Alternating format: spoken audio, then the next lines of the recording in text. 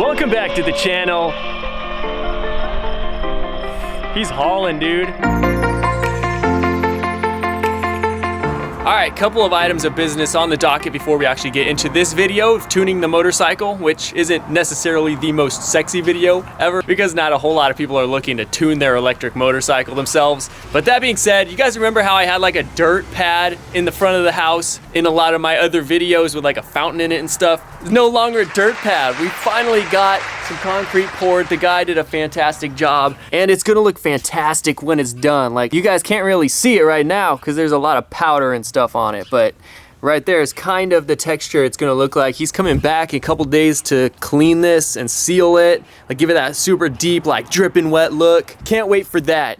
Lord Kurt actually came over yesterday and helped me install a new garage door opener so I can actually open my garage door from outside. How about that? Second item of business is somebody please just buy this trike. Please, it's taking up way too much room in the garage. I will give you guys a steal of a deal on this one, okay? Only $1,999. No tax, no tax. Just come pick it up. Call today. But really, I don't want this anymore. It's taking up too much garage space. If you want it, freaking leave me a message, please. I just want this thing gone. Also just got the Chinese sport bike all cleaned up. I always forget how fast this thing is. It's a quick bike. And I also have a new video coming on this Amazon motorcycle here. And I also have a video series coming on this BMW K100 here too. So many things going on. I'm so excited to get back to it after these last couple weeks of just a lot of stuff going on in life. I'm excited to get back to the motorcycles and the projects and building stuff. And not only the Chinese electric sport bike, we also have a Chinese scam car here.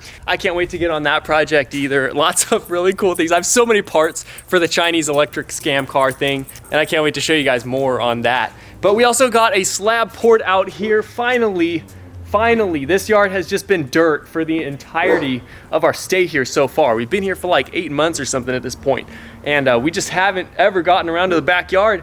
But we finally are. So he also poured the concrete here. You guys can see there's all kinds of just like the powder. I think it's like the stain powder or whatever he does. He stamped it professionally and he did a very good job on it. It almost feels like stone. It's super hard to see. But if I brush some of that off, it almost feels like stone. It's like, yeah, it's crazy.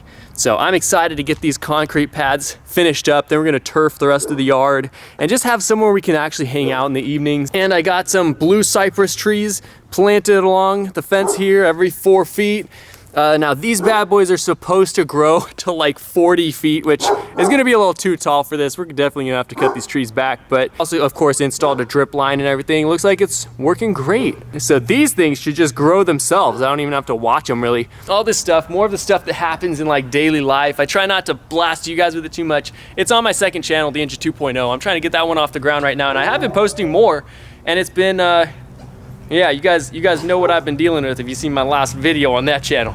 Goodness gracious. But anyway, we're very excited to get this backyard in the works. So go check out the Inja 2.0. Let's get to this tuning video. All right, so check this out. Before this video gets going, I do want to mention we just dropped some fire new t-shirts with the two-tone build your dream in carbon fiber, coming soon. Today we're tuning this electric motorcycle. We're still facing the cutting out issue even with the supercapacitor installed. And so we're really just trying to tune it right now. We thought that would solve the issue, but it may just be a tuning issue in the settings of the actual controller. Let's give it an initial test run. Okay. So you can see the baseline. Cycle the power, get it to apply. What'd you turn the settings up to right now? It's at 100% battery. 100% so battery. All the amps that it can give without changing some of the settings on it. Goodness gracious. I feel like he's gonna do a flyby.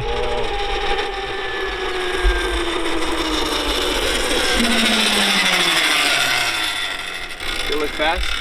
Yeah, it looked fast. Goodness gracious. You scared us, dude. Why? You took off so fast. Took off so fast. You didn't have a helmet on. You didn't have gear. Yeah.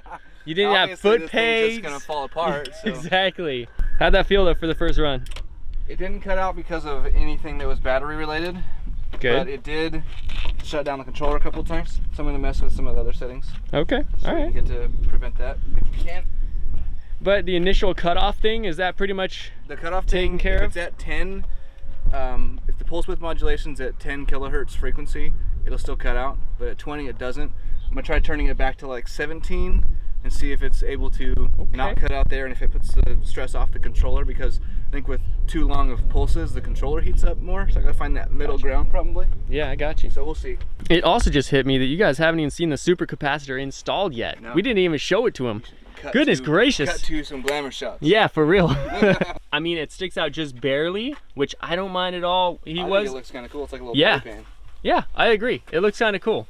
And that way you can see it. I mean, it's such a unique thing, you know? You kind of want to be able to see a little bit of it. You wouldn't know that it's there. Right. Like if you looked at this bike, you'd be like, oh cool, I see the battery. Yeah. Oh, what's that little skid plate on the bottom? No, it looks great, but anyway, super capacitor is installed and the drivetrain is 100% installed, right? Yeah. What change did you make on this one? Turned it from 17 on the pulse width to 18. Okay. So we'll see if that, I'm basically trying to find the ground where the controller's not getting too much current through it simultaneously, like instantaneously. Right. And the battery is not being asked to provide too much current. There's like a little fine line, it seems like. Ultimately, if we have to go down to like 90% battery, we can always do that. Okay. If I don't want to. Right. I want it to be 100, you know?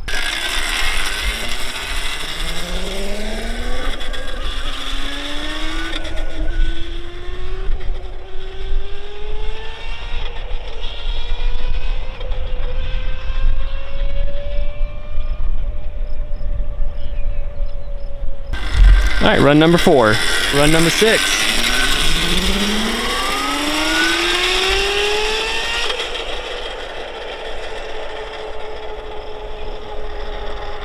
Yeah, it cut out once. I heard it.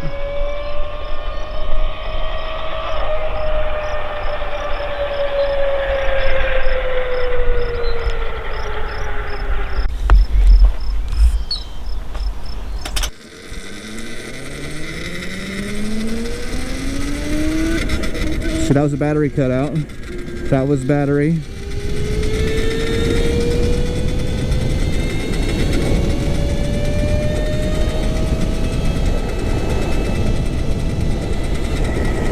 And then it didn't cut out past that. So we got to go up on the pulse width, and we'll mess around with some other stuff too. All right, I have approximately 30 seconds before I'm burning hot. So let's get me some wind.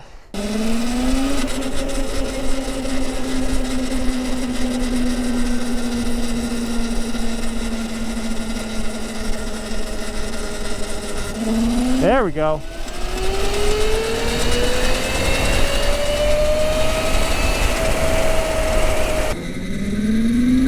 Full throttle, cut out.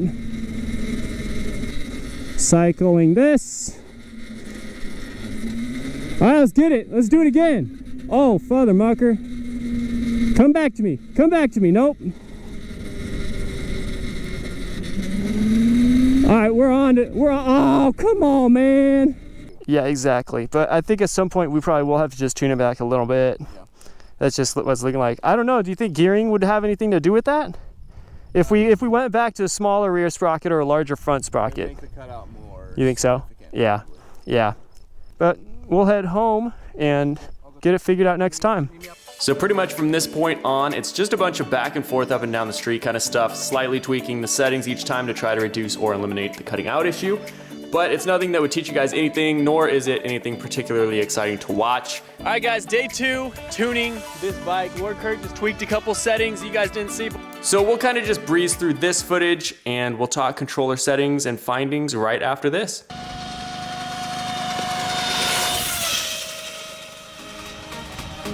How'd that go? Same as last time.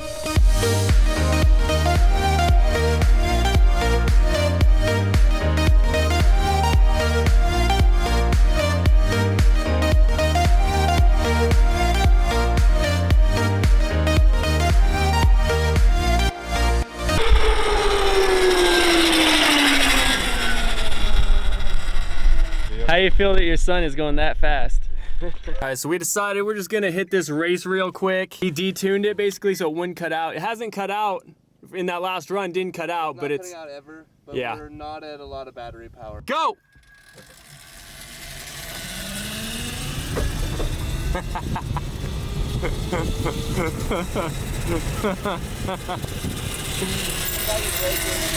Knowing that you felt it so much faster. Yeah. At some point, but Yeah, I totally gotcha. We're just gonna show you guys really quick what we're looking at, the parameters and everything that we're running on the bike currently. A couple things that we thought might solve it, you guys know didn't quite solve it. So let's see if you guys know and can point us in the right direction. I know there's a lot of smart people here in the comments. I mean, I'll just walk you through the parameters and what the thought process is and what we're trying to adjust to see if we can get different results. At this point, if none of the parameters can change anything, depending on the settings, it's controller limited or battery limited. We can't get it to a point where neither of the two are limiting it without turning the controller way down. The two obviously that are hugely impactful are the current percentages. So this is phase current and this is battery current. The suggestion and what we found most successful is when this is double this. I had hoped to be able to put 100% for each. If I put 100% for each, we have a cutout with the battery. If I switch the pulse width modulation frequency, which is how frequent it pulls the pulses from the battery to supply the motor current, right? If we switch this to 20, which is what usually you set a hub motor on, it ends up overheating the controller internally, it feels like. You have to actually, it'll cut off, and you gotta cycle the power on and off, or I guess off and on, before it's able to operate again. When we do that, though, we don't have battery cutouts the same way. So it doesn't cut out if we have it set to 20, but then the controller shuts down. So I'm guessing it's an internal overheating, which it's momentary. It's not like the controller is hot. And so even cooling that wouldn't solve that problem. I mean, in the long term, you could probably have it slightly higher with the cooling on it. But it's not, it's overheating immediately. Internally, it just shuts down. So I don't know what I mean, it could just be that the current's too high for that one. Anyway, the only other thing we're looking at, obviously, like throttle position doesn't have much impact. It's at 100% speed. Motor is not being limited on RPM. It's only going to go to 6,000 at the highest it's possibly able to, but I just wanted to make sure it was higher than that. None of these other ones have any impact on that. So basically just this one and those two on this page that really have any meaning. So this is just, I put this at higher than it really is so that it's not trying to shut anything down to protect anything. Pull number is correct, sensor types, that's all correct. Temperature cutoff for the motor has not become an issue. We did adjust these based on the formula that the manual provides. You determine it based on a program that you can run. You'll actually manually twist the motor and it'll give you wave points. It tells you a high and a low, and so we found that's rounded the nearest whole number, 620 for the 0 and 199 for the amplitude. So that's been determined, that's correct. I mean, hypothetically, I didn't just adjust these, but an error causes it to shut down and it wouldn't work again. It doesn't matter what the current is. So this wouldn't be the issue as far as I would understand it. The one where we start to get to potential causes that I'm not as familiar with, the KP and the KI ratings, I'm going to do a lot of research on those if I can to see if there's any possible way that can be impacting it. But I don't know if it would have an impact on it. Otherwise, the only thing that would have any bearing is the acceleration time, which we were messing with today, and it wouldn't solve the problem. It just made it sluggish off the start, and then if you were still going slow and it ramped up and you cranked it, it would still shut down. So it didn't solve the problem. So realistically, the things that I'm not as familiar with is the KP and the KI ratings, which are general motor, like sine wave control principles, not electric vehicle specific. So I'm not an expert on that part of it, and that's the one thing that I think could have a solution. Otherwise, I mean, I hate to say this could be the problem, but otherwise it could be that just the battery is not able to provide the current instantaneously that it needs. Yeah. Or if we could get a controller that could handle a different pulse width, it would ask for a different pulse width. I'm wondering if the Sevcon Gen 4, if we'd need to have proprietary programming rights, which would cost a lot of money to get unless we knew somebody in the area who could program Sevcons. It might pull a different pulse width. It might not have an issue. Expensive gamble to take, right? Because you're going to spend $1,200 on just the controller, and then you got to pay $1,000 more to get access to the programming for a period of time. Possible concerns with that? I mean, it's one of these two things that's causing an issue, and depending on what pulse width I set it to, it's a different one of those two things is the crazy thing, because on 20, this is where all the problems occur. On 10, this is where the problems occur. So it's just pulling longer pulses at a very high current, and it can't support that. But if it's providing pulses more frequently, it ends up overheating the internals of the controller. So my inclination is, if anybody knows about adjusting the KP, KI to potentially solve some problems, if we could turn the battery current down and adjust those to pick up the PEP, all in favor of that. I don't project that's really possible. Yep, run into some issues, and as we begin to understand them more, it only leads to the fact that there might not be easy solutions to them. Yeah. Which, when you don't know what's causing it, you think there's going to be some way to fix this easy. Yeah, it's got to be programming, right? Just optimistic approach. If you roll the throttle on, you can get up to a point where it's not pulling pulses in the same way, and you don't have an issue. Once you're up past 40 miles an hour at full battery power and you crank it, it won't cut out. It'll just take the power. Because it's not pulling 600 amps from the battery every time. It's pulling 300 amps. We got this to show 320 was the highest I ever got it to peak out at current-wise. So it's able to pull that much fine. It didn't sag below 98 volts at that time, so it's like a 7% sag. That's pretty minimal. It's just those immediate pulses that it asks for are really taxing. Yeah. No, we're working through it. We're just, you know, I still think the supercapacitor was supposed to solve the issue. Yeah. That's what the original thought for that was. You know, provide a certain amount of amps for a certain period of time just so it wouldn't cut out. But even so, even though that wasn't really the solution that we were looking for, I think it's a pretty dang cool thing to have on this bike anyway. It's not hurting anything. 100% right. Not hurting anything. Right. And it's like the only one that people have seen. So if, I mean, regardless whether it solved a problem or if it didn't, I mean, this is one of the only operational ones that people have ever seen on a motorcycle. Right. So and if we hadn't have done one, no one would have known if it worked or not. No, exactly. So. No, that, I mean, this was kind of the first of its kind, so we didn't even know exactly what it was going to do anyway. So yeah, hypothetically, if we had a larger one, it would add more and it would do better. And we were hoping it would solve the problem, definitely, but even though it didn't, it was still first of its kind of stuff, and at least now you guys know how this actually works, what it affects, and how it will look long term. We'll keep you guys updated on the whole system, of course. But that's pretty much it. I mean, we wanted to see if we could fine tune it today, since we put the supercapacitor in and the second battery in, and then the issue is still popping up what we were facing before with the cutouts at the low end. You know, we thought it must be a setting thing now, and that's what we were thinking. And now we're eliminating some of those potential problems, and so now we're narrowing it down. So I think we're on the right track, but I think we're gonna start Bodywork. There's no reason not to. Yeah. We're gonna get those foot pegs installed. Then it's on to Bodywork. I'll ride this thing back. Start it off, man. I mean, get this thing all taken apart. Before it is finished, it will be much faster than it currently is. Yes.